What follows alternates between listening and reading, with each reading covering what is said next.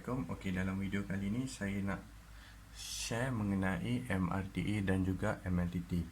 So, kepada yang tak tahu apa MRTA dengan juga MLTT ni, dia adalah satu mortgage insurance yang cover owner rumah sekiranya berlaku dua musibah ini seperti kematian dan juga TPD. Maksud dia, sekiranya apa-apa terjadi kepada owner di mana owner tak boleh bekerja, sama ada kematian ataupun TPD. TPD ni cacat kekal. So, siapa yang nak settlekan outstanding payment ni? Solution dia ada dua, MRTA dan juga MLTT. So, beza dia, kalau dekat sini, MRTA ni dia standing for Mortgage Reducing Term Assurance. So, dekat sini R, Reducing. Reducing ni saya akan cerita kejap lagi. Dan Mortgage Life Term Takaful. Okay, kebiasaannya bila kita buat loan dengan bank, bank akan attach sekali dengan MRTA. Tapi sebenarnya kita ada satu lagi option, iaitu kita boleh ambil MLTT. Okay, sekarang saya akan cerita apa perbezaan di antara kedua-dua mortgage insurance ni. Kita pergi pada yang pertama. Ini timeline untuk MRTA. Daripada tahun pertama kita loan hingga tahun ke-35. Okey. Ini ramai yang tak tahu. Kebanyakan bank sekarang bila kita buat loan perumahan, dia dah tak cover full term. Bank dah tak bagi full coverage. Kebanyakannya 10 ataupun 20 tahun sahaja. So, kenapa benda ini terjadi? Sebab bila kita buat loan dengan bank, kita akan dapat 5% additional charge. So, ini merangkumi legal fee. Yang kedua, valuation. Dan juga yang ketiga adalah MRTA. Legal fee dengan valuation ni, dia fix. Bank tak boleh nak adjust sebab dia ikut rate semasa. Yang bank boleh adjust adalah MRTA. So, bank terpaksa reduce MRTA untuk dapatkan additional 5% ni lah. Itu sebab kebanyakan loan sekarang MRTA dia coverage 10 ataupun 20 tahun sahaja. Okey, sama. Bila owner meninggal, let's say owner meninggal pada tahun ke-10, tempoh untuk penyelesaian outstanding payment tu akan ambil masa selama 6 bulan, 6 months. So, 6 bulan ni maksudnya bila owner meninggal, waris kena tunggu 6 bulan dan 6 bulan ni masih perlu bayar untuk rumah tu baru selesai hutang. Okey, dekat sini you kena tanya, is it you punya waris sanggup untuk tunggu 6 bulan untuk bayar 6 bulan tu sehingga rumah ni selesai? Kalau waris tak bekerja, dia akan jadi satu bebanan lah untuk waris. Okey, yang kedua, ini adalah graf untuk MRTA. Let's say you buat loan 500k. Ini tahun pertama hingga tahun ke-35. Okey, kenapa graf dia macam ni menurun? Sebab MRTA ni dia ikut baki loan semasa.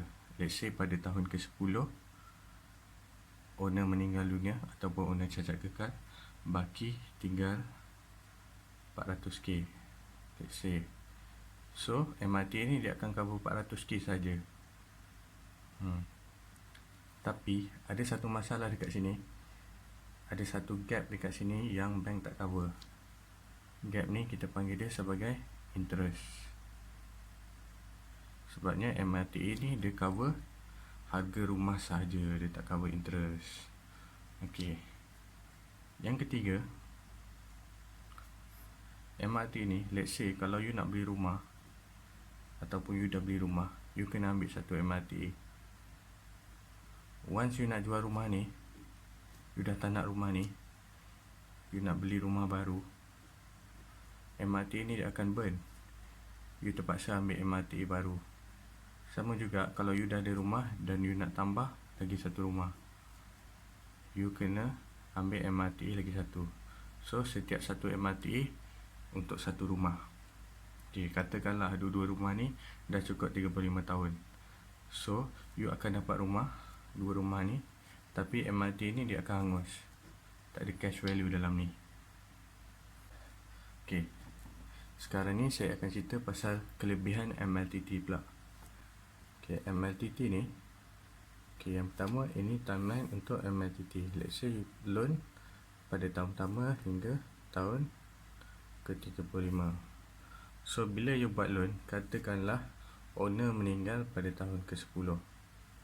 So waris hanya perlu tunggu tak lebih daripada sebulan untuk waris dapatkan cash value untuk waris selesaikan rumah tu lah.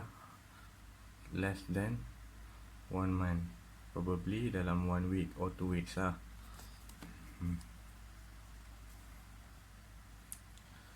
So dekat sini, yang kedua pula, ini graf untuk MLTT. Okay, let's say you buat loan 500k. Ini tahun pertama hingga tahun ke-35. In any time yang owner dah tak ada, katalah tahun ke-5 ke, tahun ke-10 ke, tahun ke-20 ke, MLTT ni akan bayar fixed rate. Dia akan bayar 500k kepada waris untuk waris settlekan loan rumah.